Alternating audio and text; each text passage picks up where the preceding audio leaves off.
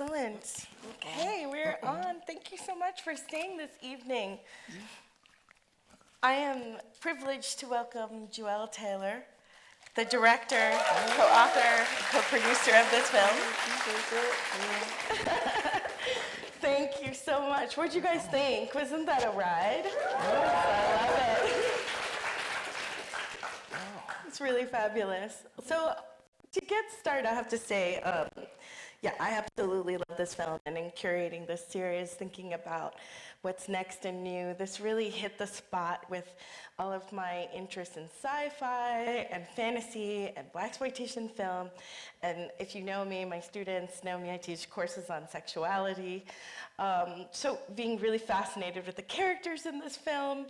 And I love, for example, the fact that you take three of the most recognizable kind of stereotypes in Black culture, particularly placing them in a moment in time where the stereotypes were mass-produced through a film industry, a Hollywood film industry that finally discovered that Black audiences pay a lot of money to go see film and are big fans of film and television as they are today. I was interested in, did you make this film thinking about Black audiences and what they would like? Okay, that's working better than I thought it would. I appreciate y'all coming out and watching it at all, for real, so thank y'all for watching it. He's so sweet. Yay.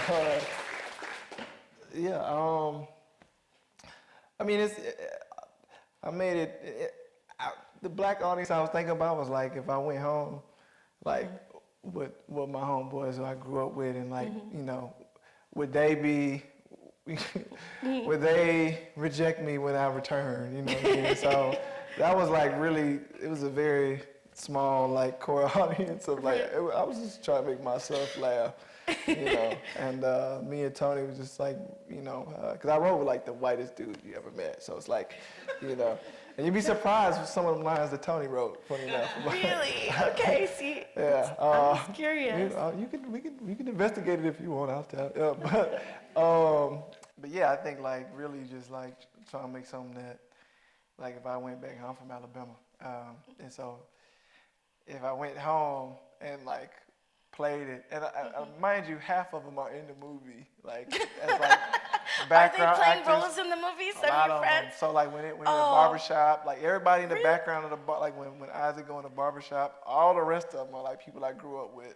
I love it. They were all wearing their barber's aprons. They was PAing, they was extras, yeah. I all love it. So yeah, I think that was more so the audience. If I went home and would they disown me if they, if they saw this or not? But other than that, I think I really just try to make myself laugh, and hope that someone else would laugh if they saw it, or someone else would be interested. We laughed, we cried, we felt all the things, it was a lot of feelings. You took us on a ride, and I wanted to hear more about your inspiration, because in some way it's this interesting mashup of a lot of different genres coming together.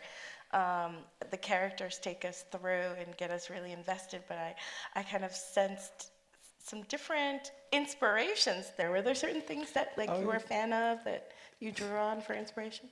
Yeah, I think it's kind of three buckets that I always kind of, when people ask, I kind of have to compartmentalize it a little bit, because you have kind of the story inspiration, which is it's really pretty much They Live and The Truman Show, kind of the biggest story inspirations. And then there's the tonal inspiration, so Boogie Nights and Big Lebowski and Jackie Brown, and so I think those were probably the most things that we kind of drew inspiration from, were the tonal inspirations.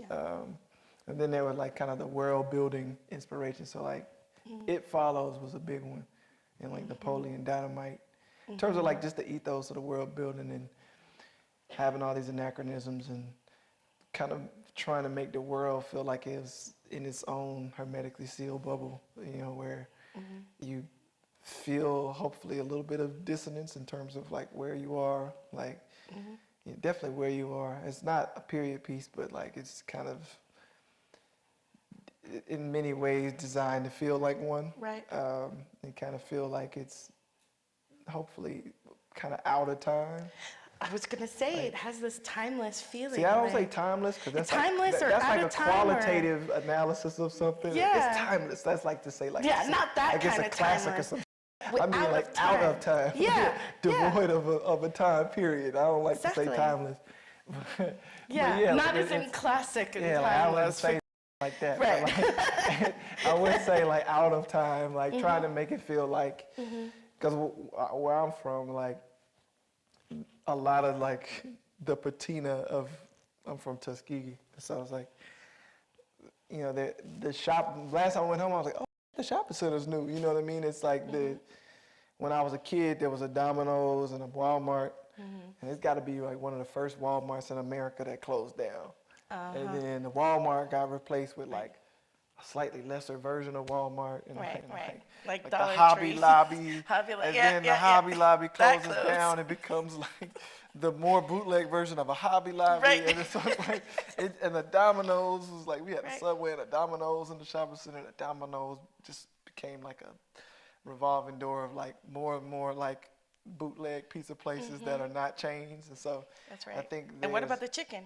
Which chicken place I mean, did we you didn't have? have no like. Well, KFC came when I was like in elementary school, and that ain't even there no more. The only places that's there from when I was a kid is Burger King, McDonald's, right? And so it's like, I think there's a, you know, a lot of it's like, if you're from somewhere else and you kind of look at it and you kind of ask yourself like, you know, Yeah.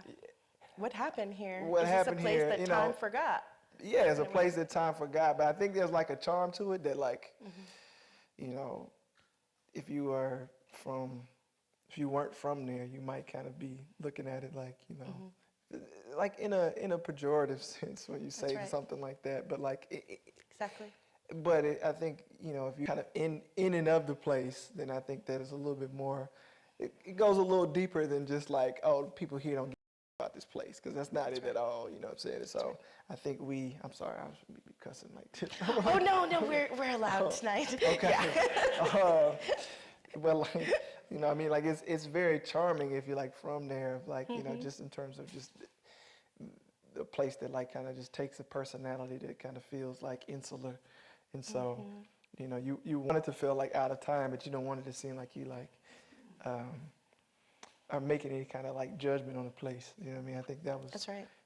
So like you know, like in large part, like just like places where I'm from, we're also like in terms of like being inspired by. I think that also served into it. So looking at like Detroit, It Follows, and like you had the Kindle reader that was the clamshell, and you had, but you had the CRT TVs and like the blow up pool in the back. Like it was just like so disorienting. And I think like with this kind of a story, I felt like disorientation kind of was something we wanted to lean into, at least in the world building, like as you know, as best we could. You know, you kind of make do with what you got in terms of the location scouting and stuff, and you know, budget and things like that. You kind of do the best you can to make it disorienting.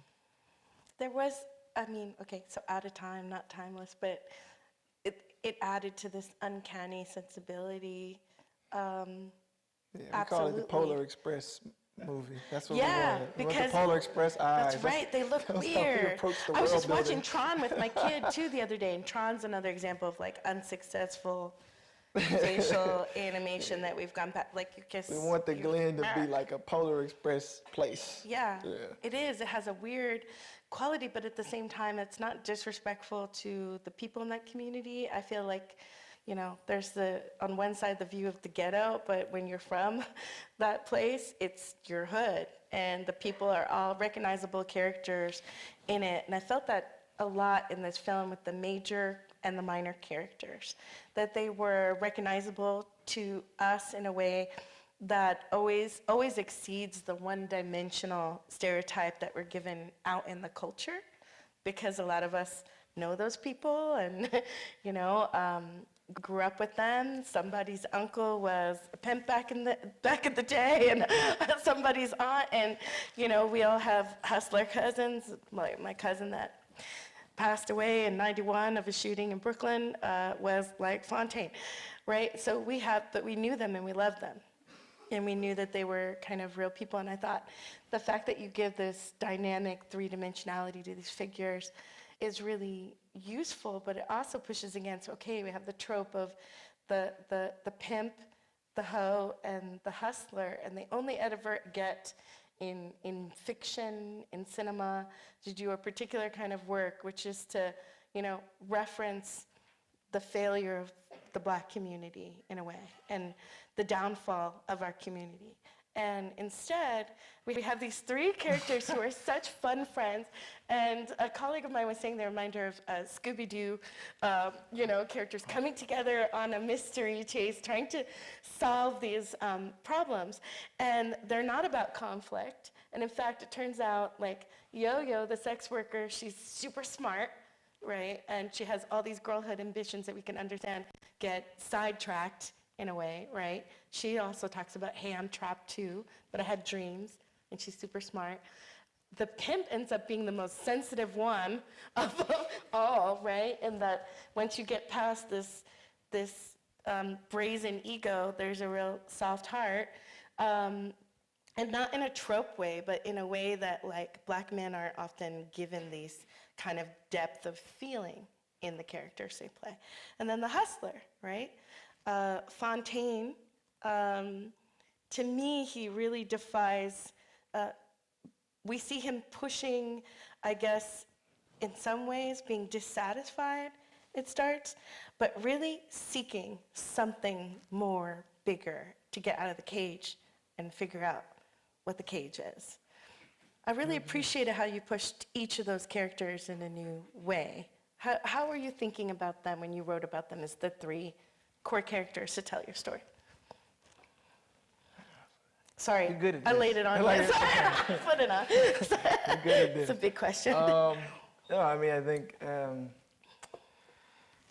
we always thought about the clones. Like, there's like a lot, like we wrote like this whole like dossier when we were pitching it to actors, like, whatever. We wrote this like dossier about how the clones were made, and then, none of that like kind of etymology of where they come from is like in the movie, but I think one of the things we always tried to keep in mind was that like, in many ways, like one of the main kind of things that we are exploring in the movie is like that, the idea of like curation and like, like why do I feel embarrassed if I see a white person see me eat some chicken?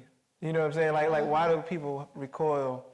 It's like, it's not, what I mean? There's nothing inherent to the chicken, you know what I'm saying? It's like there's a feeling of being seen in a way that you don't want to be seen, And one of the things when we, kind of thinking about the characters, particularly the clones, was like, they have this like Manchurian Candidate kind of backstory.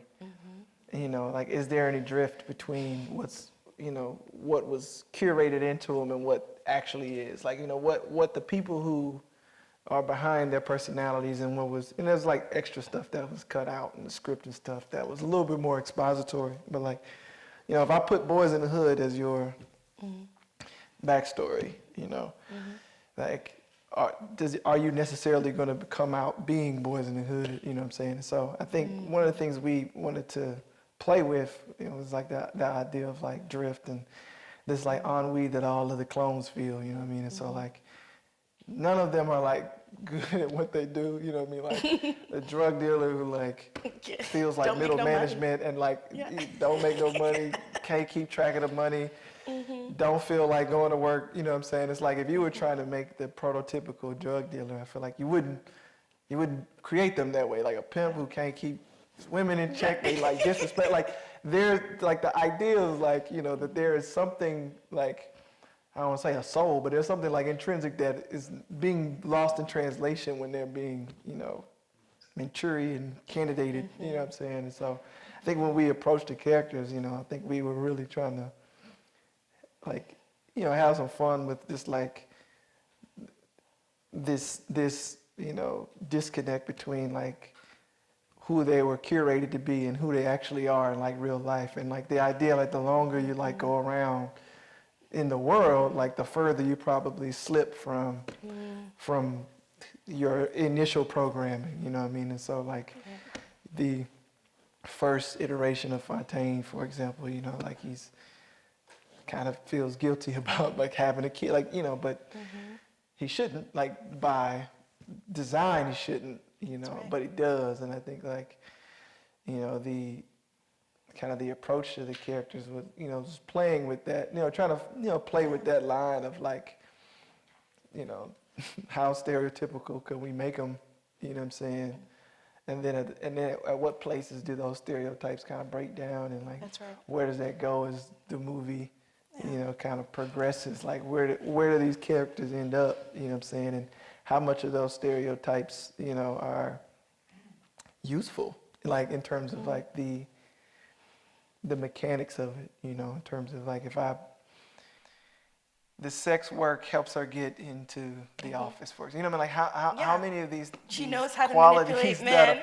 Because the main conceit is like, you know, 3 Scooby-Doo, man, 3 detectives who have no detective skills are forced to be detectives. Like that's all it is. And so, you know, trying to use some of those qualities that aren't seen, the more unsavory aspects of what you would expect, you know, like, oh, he could be seen as assertive, you know what I mean? Like violent or assertive, you know what I mean? Like, and, you know, a schemer, like, you know what I'm saying? Like, and so I think that's kind of how we approached them.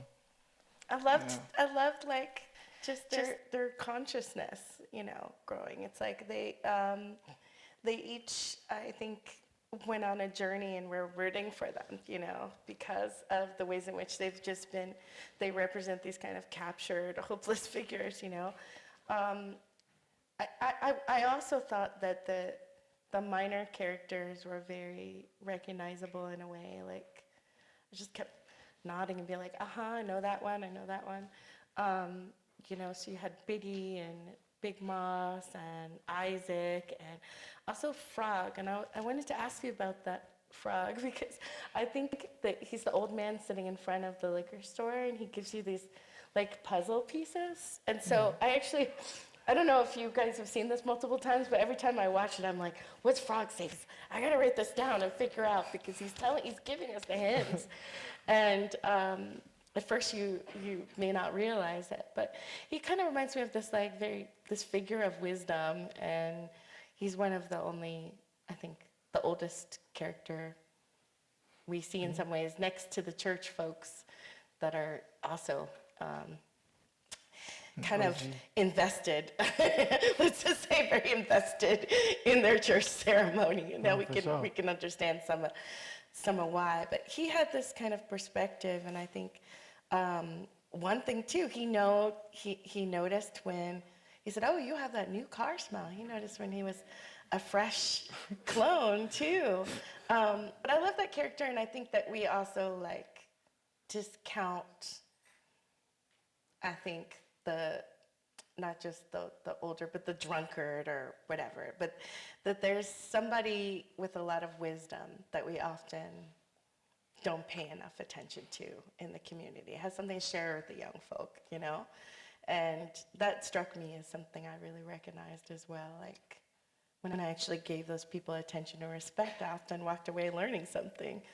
Did you have a figure like him that you knew, that you placed Frog intentionally in there? Well, I mean, it's like an amalgamation of a few things, but like, I mean, the character was based on, I was a wino in Tuskegee. Like, growing up, the wino, the local wino name was Frog, so it's like... Okay, so he's really showing up. His name was Frog, so it's like, and there's a, you know, it's funny because I love The Wire, but I forgot there was a character named Frog in The Wire. I was like, wait a minute, there's a Frog in The Wire. And there's a Slim Charles in The Wire, and even that was like, I was like, wait a minute.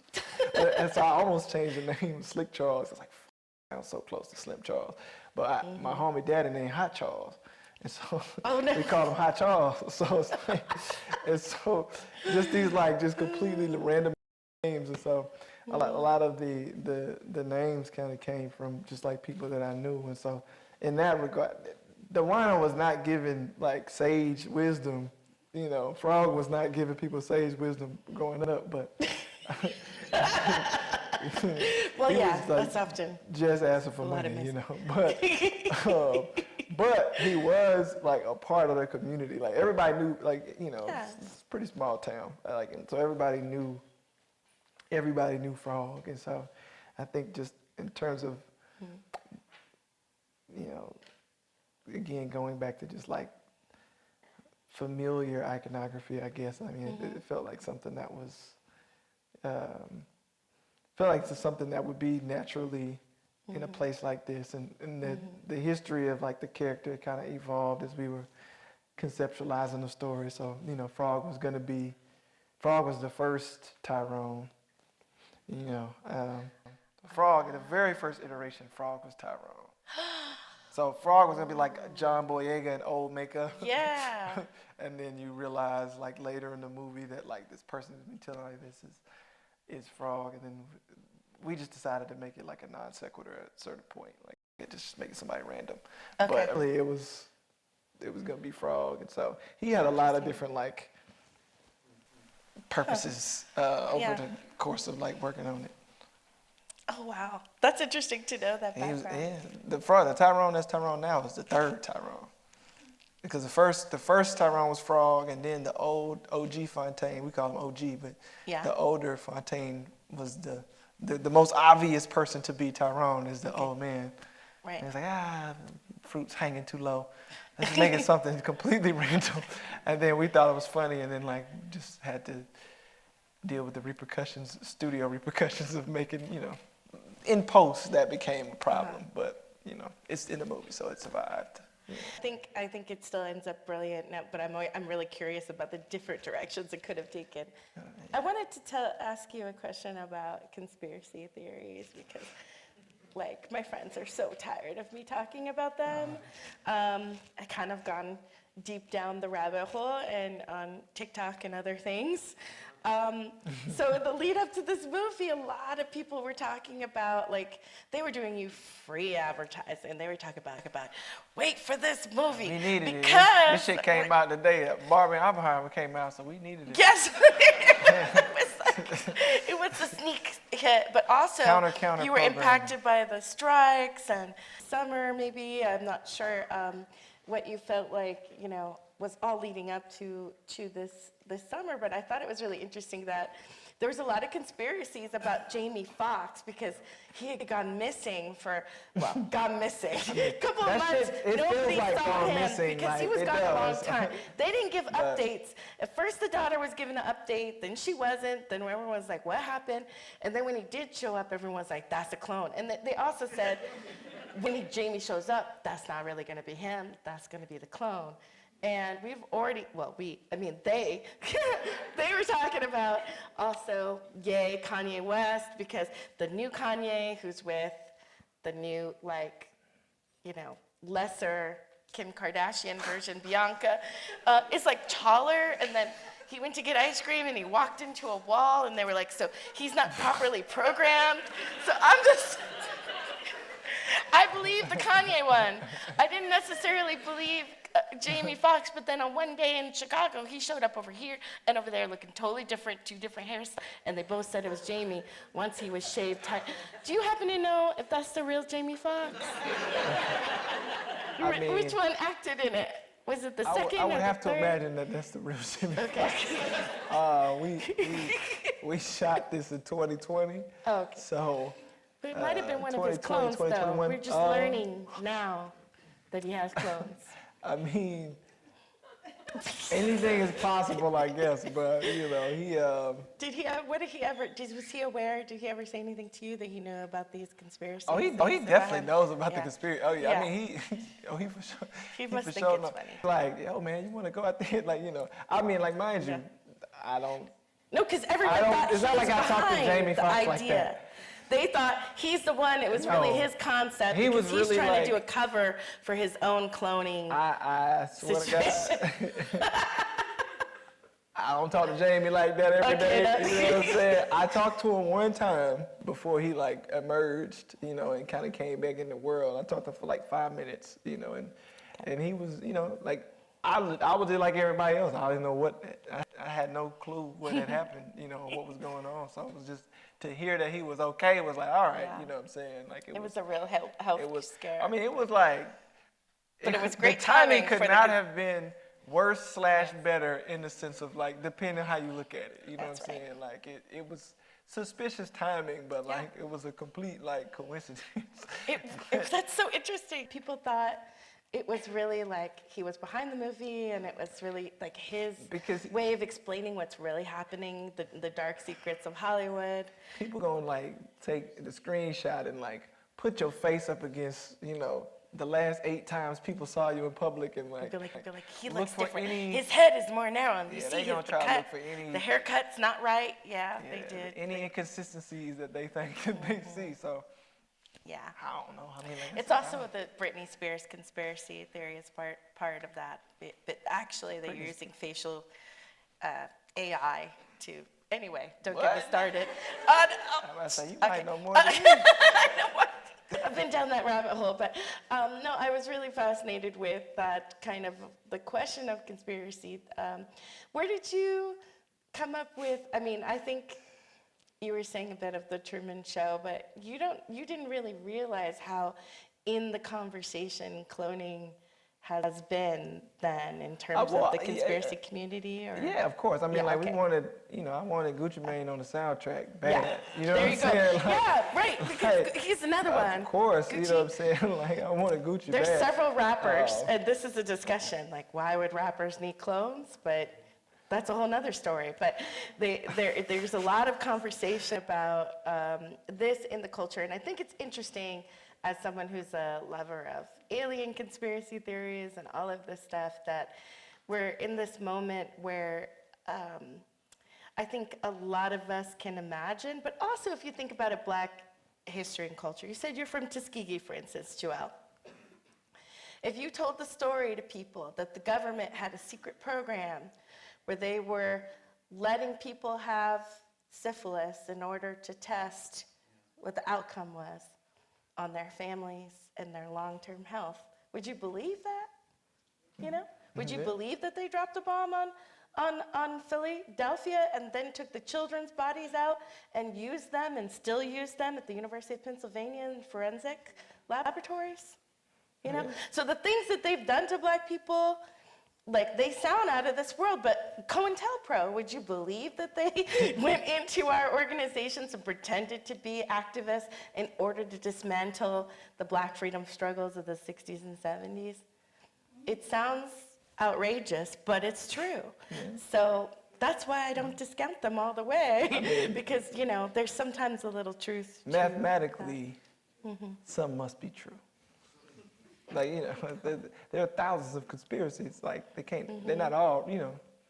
I believe in aliens from a mathematical standpoint. Like, you know, they must be. You There know, must be. in Do you terms think of that they're probability. possibly here right now? Anything is possible, you know. Anything is, I don't know, you know. All right. That's a yes. We Next probably, question. I mean, we so desensitized, you know, we should I'd be like, it's too many bombshells. Now the bombshells exactly. are just losing potency, so it's like, That's right. No, there was. they might have showed us an alien and, you know, like, all right, You're like, okay, I still got to go to work tomorrow. Yeah, That's like, what people all right. were saying about the congressional hearings this summer, where there was a whistleblower talking about government programs to retrieve alien ships, and he talked about the biologics they found and all this, and everyone was like, and do I still have to pay my bills and go to work? You know, like, not that. It didn't hit the way that they thought. Call me when it's Mars attacks. You know? Exactly. When it's a war or something, let us know. I wanted to ask also, I love the sound in the film, and it's so great to hear it on a big screen. But the music was awesome, and I'd love to get the soundtrack. But both as the soundtrack. Okay, good. Little shameless. I'm still thinking in terms of I need to buy the CD. Sorry, I'm dating myself. But thinking about funk and your interest in funk. And funk is like a certain kind of feeling that goes along with the color and the tone that you set in this film. I wonder if you could talk about that, but also this question of using music as almost like a weapon against us. We found that the music can make us depressed, tired, aggressive, docile, maybe even horny. I mean, that it instigates through hypnosis in this film. This is something that people have been talking about a long time, but how the feeling of the music was really important to actually Black culture in life and the ways in which we embody like joy and pain, and that the music is usually our soundtrack, and that something happened around the 90s with hip hop where it really shifted to something that was less about consciousness, and it had a certain sound to it that was almost repetitive and also kind of leaving us feeling less liberated in a way, or feeling less free. I'm curious what you think about those ideas about how music can be used against us, and also your choices around that kind of funk sound, and also how cool about Erykah Badu. That's the way the film ended was brilliant with that track. So yeah, I mean that's the only thing that turned out the way I saw it in my head. You know? Really? Well, nothing ever comes how you see it in your head, but that did, strangely. Huh. Yeah, we had that. As soon as the script, They Cloned Tyrone was like the joke title. It was called Reagan Era. Really? Yeah. And I would just say They Cloned Tyrone, joking, and people were like, you know that's the title. And so like so many people that said it, it was like, all right, this is the title. And then the very next thing, I was like, okay, so clearly Erykah Badu has to like Yes. remake. And so, It's perfect. and for some reason she wanted to do it. I think, neat. but going back to Yeah. What were you your thinking? question Like about the songs that you chose, Love Hangover, others. shout out to our AE for that one. I picked most of the songs. I didn't pick that one. And our assistant editor, I was auditioning songs, and Rob was like, "What about Love Hangover?" I was like, "Oh, brother, It's perfect. But yeah, I think we wrote it. We kind of write everything like to music. So try to, we were like Like when you're script writing, you have it on the Yeah. background? Yeah, and just ideating and writing. We'll make playlists for different projects, and we just to kind of put us in the tone. Yeah. You know what I'm saying? And so it depends on some things are easier than others to find, but this one was like kind of from the beginning. We made a playlist, and it was like Mary Jane Girls and Patrice Rushen, and a lot of stuff that ended up in the movie is stuff that was on our playlist when we were writing it. But don't get me wrong, it was like other stuff. We had like other genres, but like probably 75% of the playlist was like R&B from 70s and 80s, and like funk and like Bootsy Collins, and so we knew we wanted to be funky, but like it was like a funky mystery. Like, what is that? You know what I mean? Like, Funky mystery, yeah. Question mark prophet. You know what I mean? Like, we would figure out somehow we'll figure out this funky fake Scooby-Doo movie. And so I think it was kind of like ingrained in like the personality of the movie. Like it's kind of spiritual, like part of the movie. Yeah, that 1976 Dumbarton Green Pontiac Grand Prix. The Grand Prix, yeah. Very nice car. It went, it kind of went with the driving and just the mood of it, in the space. Yeah, we I think like, the music for me, like just kind of reorients me like to like the feeling that like we going for, you know what I mean? And so I think like a lot of it ended up in the movie just naturally, and I think it one of my best friends growing up making music with the composer's like my friend from back home. Oh, wow. I grew up like making music with him when we was in like high school, and he ended up composing it. Oh, wow. And that's cool. we wanted to hopefully try to make the score kind of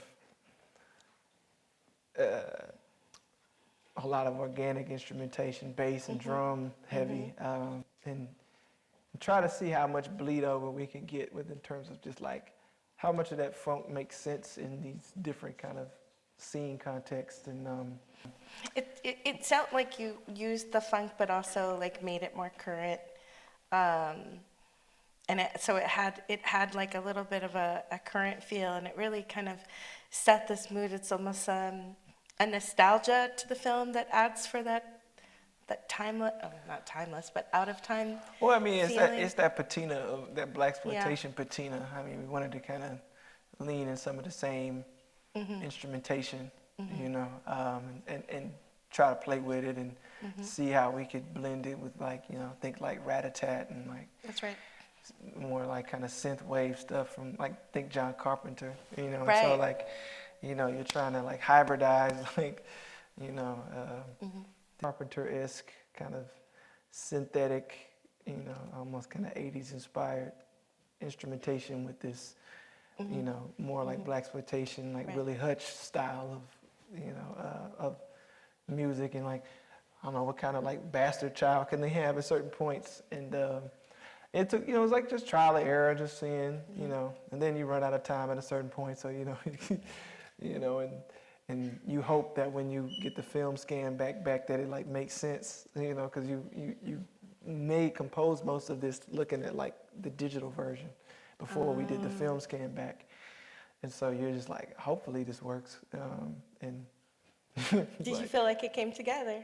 yeah, I mean, I Yeah, think so I for the think most so. part. I mean, like again, it's like, you know, you can only like look at it and see like what you wish you could have done. So it's kind of hard to, you know what I mean? Like it's hard to be like, oh yeah, that we thought, because you know we run out of time on certain things, and like, you know, there's always some behind the scenes going on. You know? I can imagine. You know, you kind of end up against the wire, and you know, like there's like, you make changes and you don't have time to go reorchestrate it. So you know, we had like orchestration for like most of it, but then like when I did the scan back, I was like, oh, some of these cues aren't working the way I thought they would once I saw it with the film. And like the stock we chose was like pretty crunchy, because I wanted it to have, not be grindhousey, but you know, have some texture to it. And once you kind of see it with the texture, and that's the last thing that happens. So you know that happens like after you've mixed it. And so once you see it with the scan back, you're like, oh damn, that's cute. Some of the more like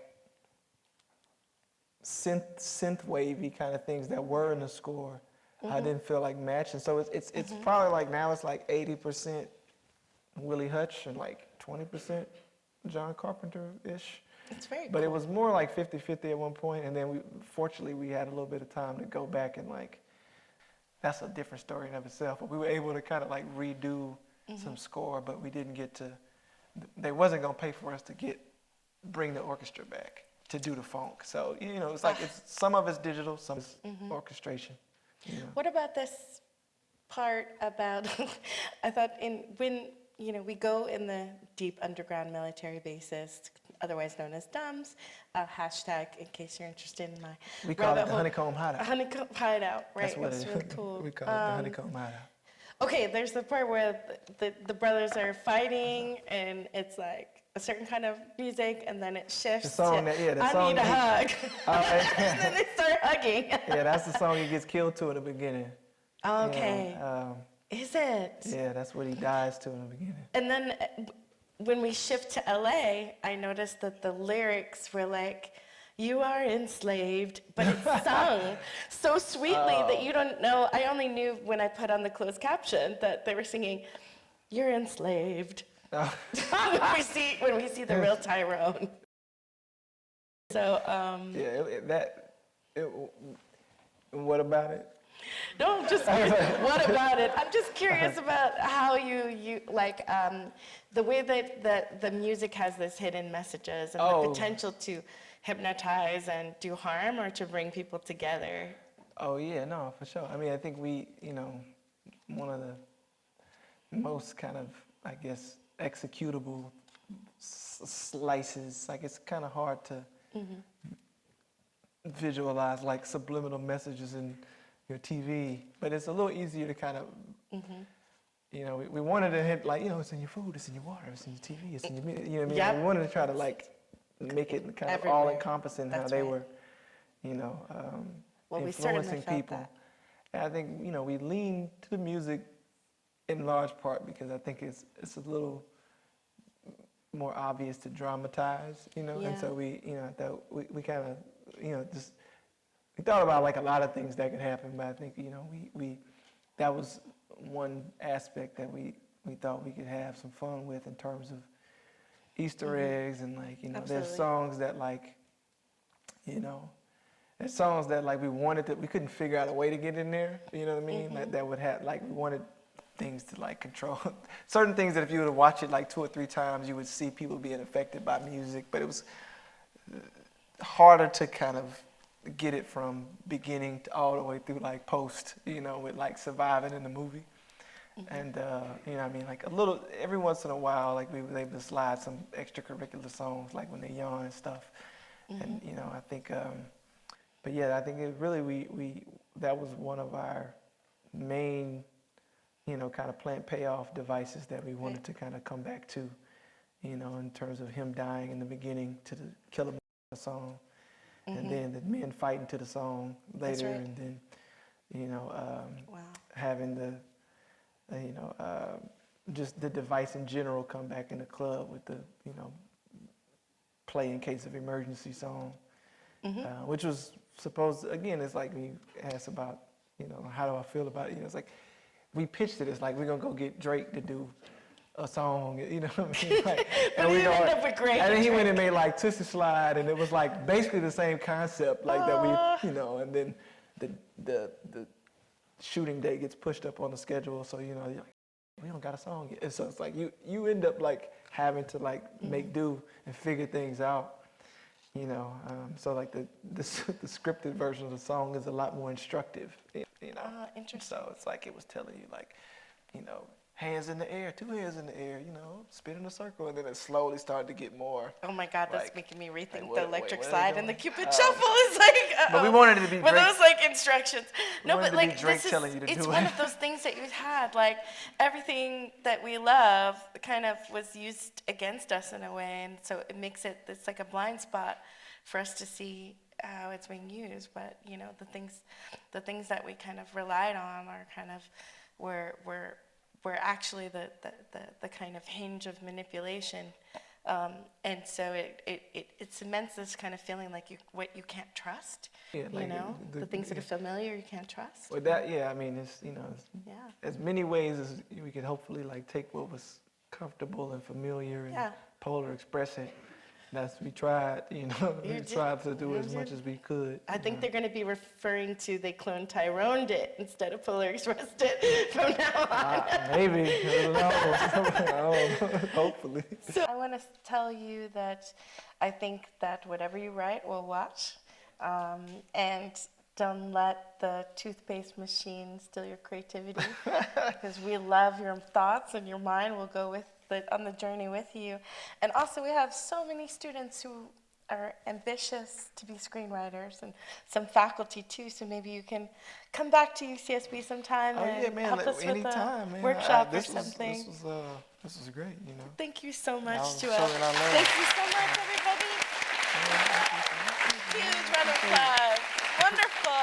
Thank you. Thank you.